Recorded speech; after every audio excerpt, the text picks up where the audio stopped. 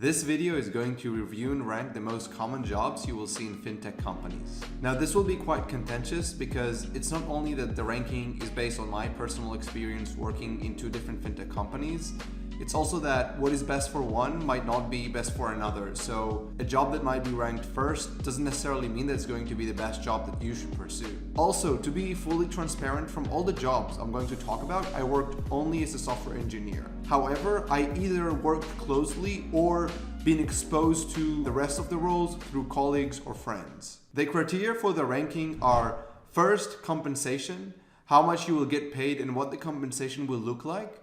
Second, it's going to be work-life balance, which is how demanding it is going to be to work at the job. And the third is difficulty, how hard it is to get the job. And the reason being more difficult is better for those who work at the job is because that ensures that the supply is low by having a higher barrier to entry and that their compensation is high. Again, please bear in mind that if this list was tailored to you, it probably would have looked completely different. So the first one, ranking at 10th, is a business analyst. Traditionally, business analysts research the organization they work at a high level, its processes, and try to best optimize their resource and guide resource allocation decisions. In fintech companies, business analysts may be a little bit more tech savvy, using SQL or a data-oriented programming language like Python to address their responsibilities. The compensation of business analysts tend to be relatively low, beginning at $60,000 to $70,000 a year, with an annual bonus of about 10%. In terms of work-life balance, business analysts tend to work the regular 9 to 5 and are rarely required to work overtime.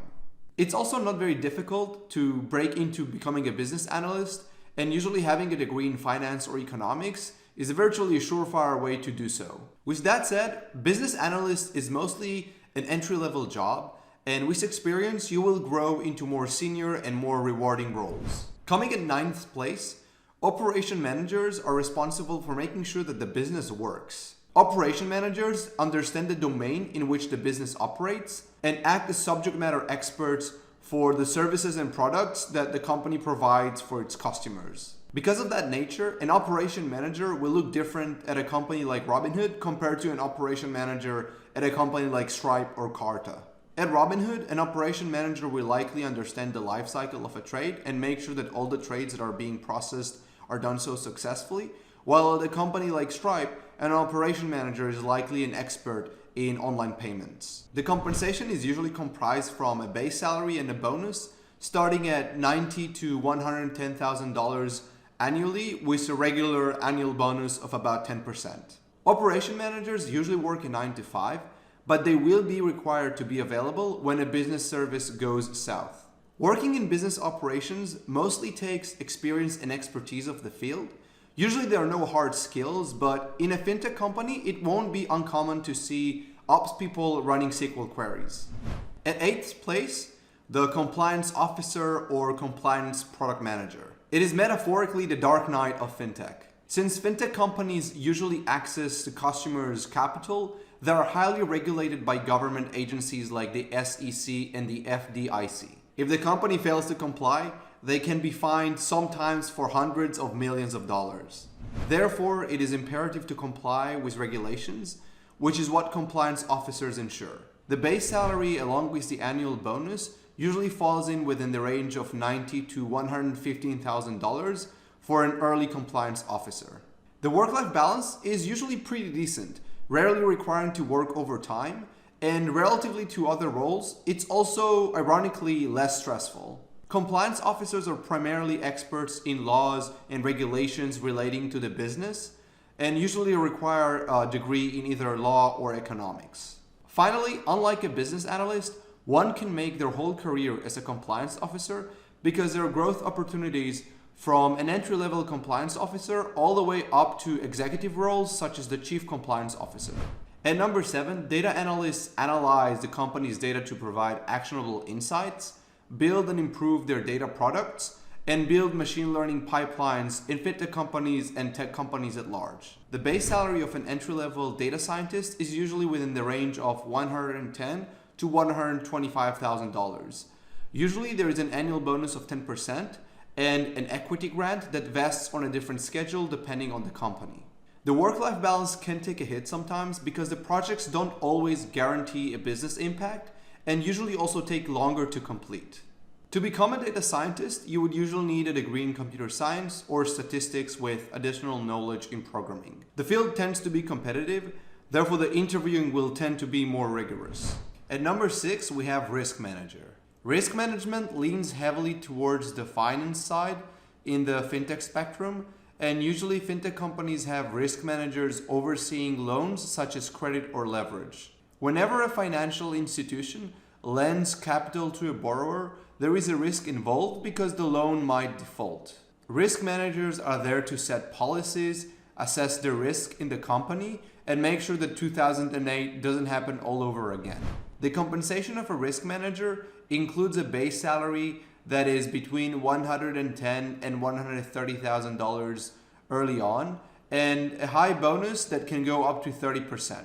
The work-life balance is good for the most part, especially in newer fintech companies against traditional finance companies, although tight deadlines are not rare. Becoming a risk manager requires extensive education and experience in finance, and oftentimes prior experience in risk specifically.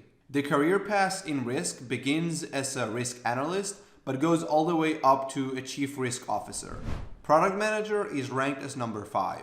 If operation managers are responsible for the operation of the services and products the business provides, product managers are responsible for setting the vision and roadmap for building and cultivating these products. Product managers work cross-functionally with engineers, designers, and upper management and organically become subject matter experts in the business's products. The compensation of a product manager is usually composed of a base salary, annual bonus, and equity. The base salary of a product manager early in their career is $115,000 to $140,000, and the annual bonus tends to be about 10 to 15% on average. The equity portion depends highly on the company, but for a private company, the equity will be either a negligible amount or very high, depending on how the company does to increase its valuation and how it performs when it IPOs. The work-life balance of product managers tends to be good, but they can be swamped with meetings and face crunch times when shipping products. The background of product managers is highly varied. Some of them may come from technical fields such as software engineering, while some of them, especially in fintech, can come from the finance background such as accountants or analysts. And number 4 is the software engineer, which is what I've been in 2 different companies for the past 2 years. Software engineers are the backbone of any fintech or tech company. They're responsible for building the products, maintaining them, and scaling them as the business grows its outreach. The compensation follows the one of a product manager in terms of structure, a base salary, an annual bonus, and equity, but it is higher on average if adjusted to years of experience. In terms of numbers, an entry-level software engineer will make anywhere from $110,000 to $140,000 in salary, in addition to an annual bonus of about 10% and equity which depends on the company. While the average software engineer will not work substantially more than 40 hours per week, the work-life balance can take a hit sometimes depending on the company where the on-call is bad. And also, this is more present in software engineering because of the nature of the work. Those that tend to be efficient and complete their tasks faster will usually also have much better work-life balance. Some companies, including large and competitive ones, will hire software engineers without a technical degree or even formal education, although having a computer science degree will make it easier to become a software engineer. The interviewing is highly technical, but it is varied in terms of rigor and difficulty based on the company. The final 3 jobs are within a subdomain in fintech, which includes hedge funds, market makers, and proprietary trading companies and the like, which are highly tech savvy. Also, the definition and responsibilities of each of these roles is fluid and different in each of these companies. At number 3, it's the portfolio manager.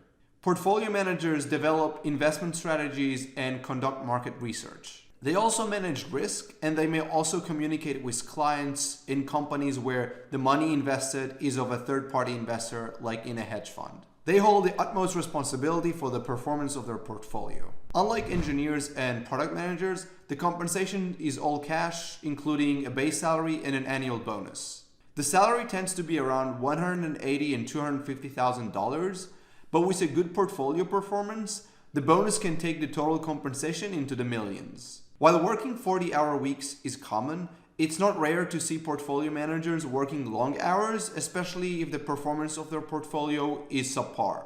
Becoming a portfolio manager usually requires strong quantitative skills, along with an extensive experience in investments or trading.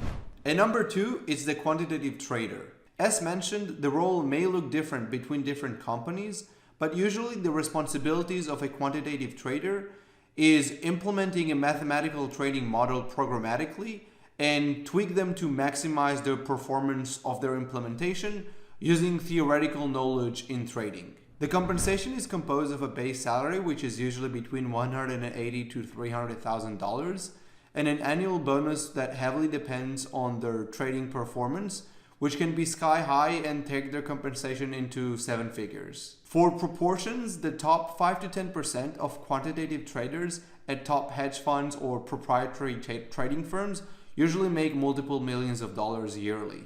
Working as a quantitative trader may be stressful because there are difficult technical challenges and there are also high expectations. So it won't be uncommon to see quantitative traders work long hours to deliver on those expectations. These lofty requirements render the process for becoming a quantitative trader difficult. The field is highly competitive and the interviewing process tests for mathematical skills, specifically probability and statistics, as well as top-notch problem-solving skills. Lastly, at number 1, we have the quantitative researcher. It doesn't merely sound similar to a quantitative trader. In some firms, it is interchangeable, where one performs the role of the other. Quant researchers are responsible for developing mathematical models for trading, and the nature of the work is more theoretical compared to the more operations and implementation-heavy work which quantitative traders do. The compensation of a quantitative researcher follows the one of a quantitative trader, where it's all cash, a salary, and an annual bonus, where the bonus can be extremely high and take it to the 7 figures, while the base salary usually is within $180,000 to $300,000. The similarity to a quant trader also continues in work-life balance, as quant researchers are also tasked with difficult technical challenges and are expected to produce trading strategies that will outperform other hedge funds and proprietary trading firms. To become a quant researcher, in addition to showing strong problem-solving skills and mathematical skills in your interviews, you will have to show some aptitude or experience in mathematical research, which is why sometimes having a PhD is a requirement.